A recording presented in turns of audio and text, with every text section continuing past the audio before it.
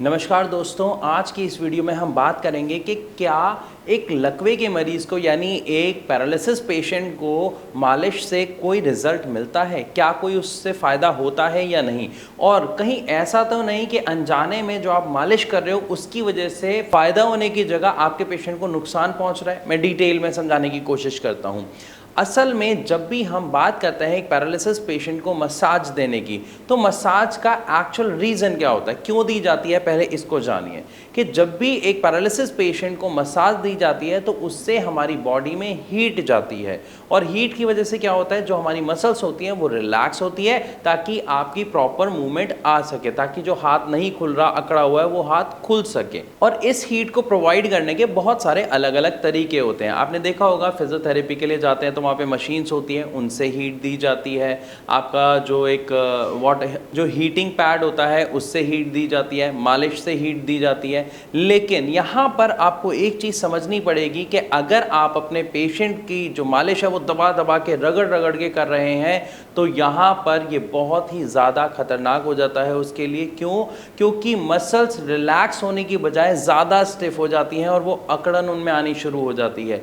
तो आपके पेशेंट में इम्प्रूवमेंट आने की बजाय नुकसान देखने को मिल जाएगा अगर आप उनकी मालिश रगड़ रगड़ के कर रहे हैं और ये सोच रहे हैं कि इससे पेशेंट के अंदर इम्प्रूवमेंट आ जाएगी, तो ऐसा बिल्कुल नहीं होगा। तो अब हमें यहाँ जानने की ज़रूरत है कि सही तरीका क्या है और कैसे करनी चाहिए। सबसे पहली चीज़, जब भी हम मालिश करते हैं तो हमें मालिश ऐसे नीचे की ओर नहीं, हमें मालिश ऊपर की ओर करनी चाहिए, यानी ऑपोजिट डायरेक्शन में। लेकिन यहाँ पर आपके दिमाग में सवाल आ रहा होगा, सर ऐसा क्यों करें, इसका क्या फ़ायदा है? तो मैं आपको बताता हूँ। आप ध्यान से कभी अपने हाथ के इस साइड देखिए, आपको नसें दिखाई देंगी। वो नसें हरे रंग की या नीले रंग की होंगी। क्यों?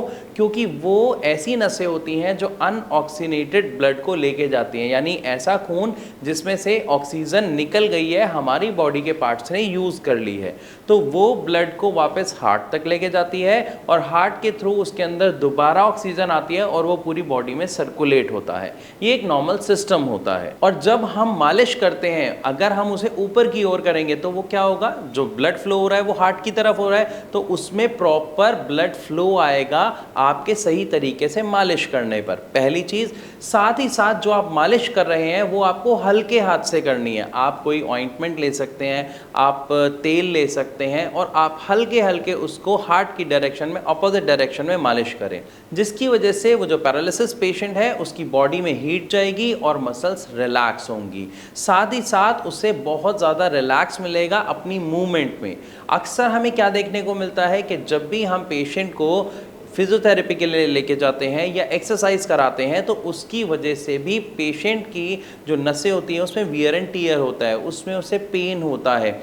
तो वहाँ पर आप एक्सरसाइज के बाद अगर इस तरीके से मालिश करते हैं तो उस पेशेंट की जो मसल्स हैं उसमें रिलैक्स मिलेगा उसे और काफ़ी आराम देखने को मिलेगा। तो हमें यहाँ पर क्या समझ आया कि सबसे पहली चीज़, जो आप मालिश कर रहे हैं कहीं वो तरीका गलत तो नहीं है, कहीं आप मालिश नीचे की ओर तो नहीं कर रहे, तो पहली चीज़ मालिश हमें ऊपर की ओर करनी है। इसी तरीके से एक चीज़ और ध्यान रखिएगा, जब एक पैरालिसिस पेशेंट की, अगर हम पैर की बात करते हैं, पैर सीधा नहीं हो रहा है, पैर का जो मूवमेंट है वो ठीक नहीं हो रहा है, तो आपको पैरों की मालिश भी नीचे की ओर नहीं करना है, नीचे से ऊपर की ओर करना है। क्योंकि पैर में भी क्या होते हैं, नसों में वॉल्स होते हैं। अगर आप बहुत टाइम तक ऐसे ही गलत तरीके से मालिश करते रहते हैं तो उसकी वजह से कई अन्य समस्याएं देखने को मिल सकती हैं काफ़ी सालों बाद।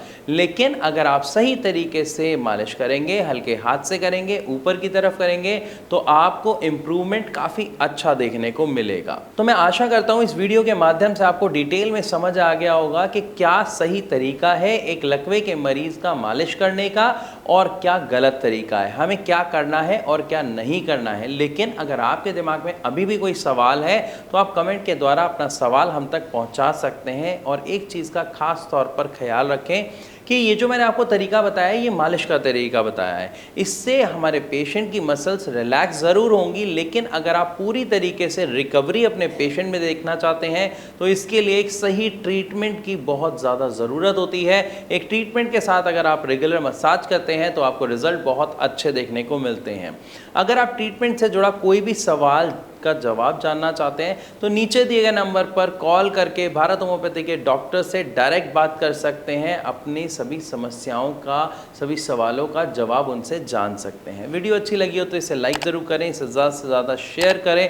ऐसी और इन्फॉर्मेटिव वीडियोज़ के लिए हमारे चैनल को सब्सक्राइब करना बिल्कुल ना भूलें।